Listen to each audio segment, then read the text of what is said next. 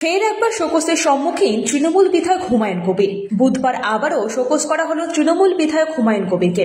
দলের তরফে কঠোর হওয়ার বার্তা দেওয়ার পরেও অভিষেক বন্দ্যোপাধ্যায় প্রসঙ্গে নিজের বক্তব্যে অনড় ছিলেন হুমায়ুন।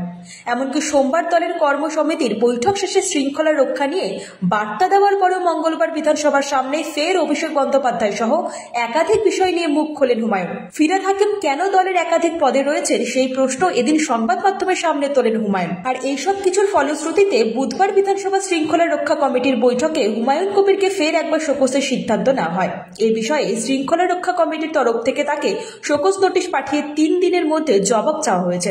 যদিও নোটিশ প্রসঙ্গে হুমায়ুন কবির বলেন, উপযুক্ত সময় উপযুক্ত জায়গায় আমি এর জবাব দেব, তবে এখনো আমি কোনো নোটিশ পাইনি। অধিকার আছে ডিসিপ্লিনারি কমিটি আমাকে শোকজ করলে আমি তার যথাযথ উত্তর সময় মতো।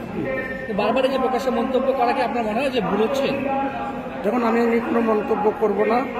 দল ডিসিপ্লিনারি কমিটি তাদের অধিকার রয়েছে, তাদের অধিকার প্রয়োগ করে আমাকে যেসব পয়েন্টে শোকজ করছেন আমি যথাযথ সময়ে তেনাদের সম্মান জানিয়েই আমি শোকজের উত্তর।